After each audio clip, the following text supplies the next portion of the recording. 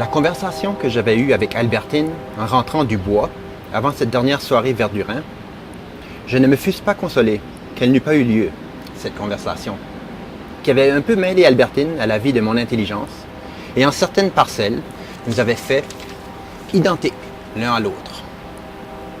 Car sans doute son intelligence, sa gentillesse pour moi, si j'y revenais avec attendrissement, ce n'est pas qu'elle eussent été plus grande que celles d'autres personnes que j'avais connues.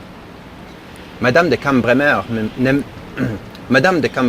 ne m'avait-elle pas dit à Balbec: « Comment? Vous pourriez passer vos journées avec Elstir, qui est un homme de génie, et vous les passez avec votre cousine? » L'intelligence d'Albertine me plaisait, parce que par association, elle éveillait en moi ce que j'appelais sa douceur. Comme nous appelons douceur d'un fruit, une certaine sensation qui n'est que dans notre palais. Et de fait, quand je pensais à l'intelligence d'Albertine, mes lèvres s'avançaient instinctivement et goûtaient un souvenir dont j'aimais mieux que la réalité me fût extérieure et consista dans la supériorité objective d'un être. Il est certain que j'avais connu des personnes d'intelligence plus grande, mais l'infini de l'amour en son égoïsme fait que les êtres que nous aimons sont ceux dont la physionomie intellectuelle et morale est pour nous le moins objectivement définie. Nous les retouchons sans cesse au gré de nos désirs et de nos craintes. Nous ne les séparons pas de nous. Ils ne sont qu'un lieu immense et vague où extérioriser nos tendresses.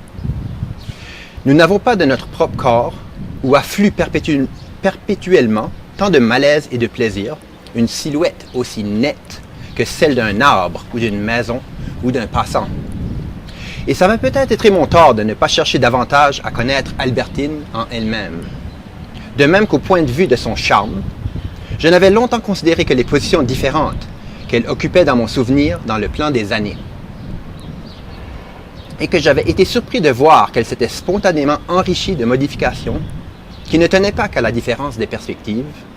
De même, j'aurais dû chercher à comprendre son caractère comme celui d'une personne quelconque et peut-être, m'expliquant alors pourquoi, elle s'obstinait à me cacher son secret.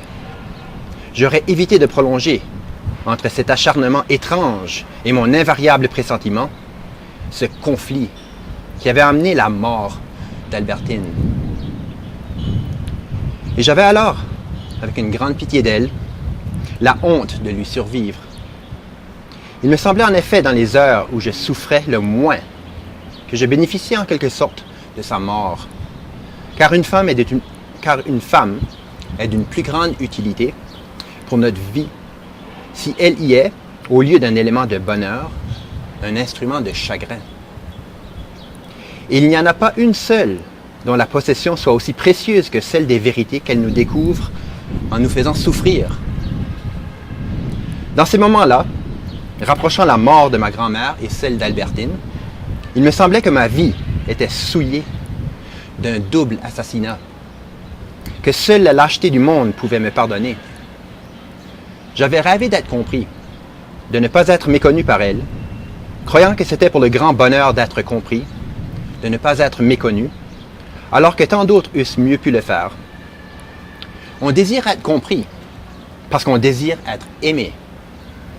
Et on désire être aimé parce qu'on aime.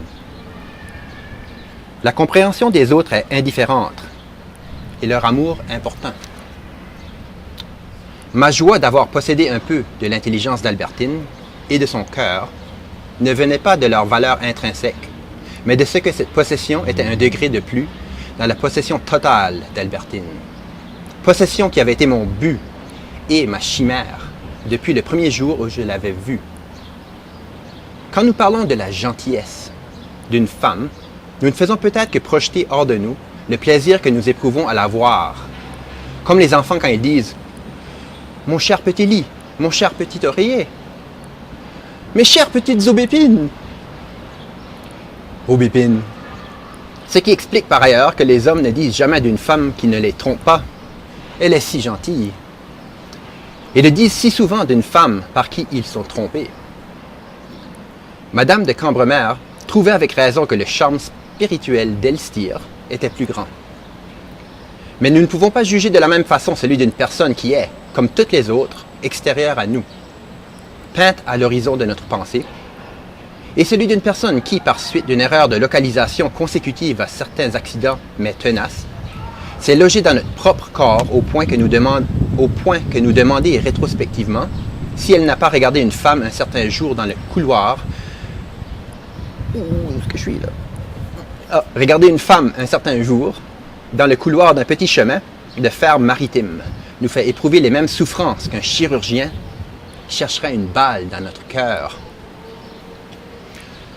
Un simple croissant, mais que nous mangeons, nous fait éprouver plus de plaisir que tous les ortolans, l'apéro, tous les ortolans, l'apéro et Bartavel que furent servis à Louis XV. Et la pointe de l'herbe qui, à quelques centimètres, frémit devant notre œil, tandis que nous sommes couchés sur la montagne, peut nous cacher la vertigineuse aiguille d'un sommet, si celui-ci est distant de plusieurs lieues. D'ailleurs, notre tort n'est pas de priser l'intelligence, la gentillesse d'une femme que nous aimons, si petite que soit celle-ci. Notre tort est de rester indifférent à la gentillesse, à l'intelligence des autres. Le mensonge ne recommence à nous causer l'indignation et la bonté et la reconnaissance qu'il devrait toujours exciter en nous, que s'ils viennent d'une femme que nous aimons. Et le désir physique a ce merveilleux pouvoir de rendre son prix à l'intelligence et des bases solides à la vie morale. Jamais je ne retrouverai cette chose divine, un être avec qui je puisse causer de tout ça, à qui je puisse me confier. Me confier? Mais d'autres êtres ne me montraient-ils pas plus de confiance qu'Albertine? Avec d'autres, n'avais-je pas des causeries plus étendues?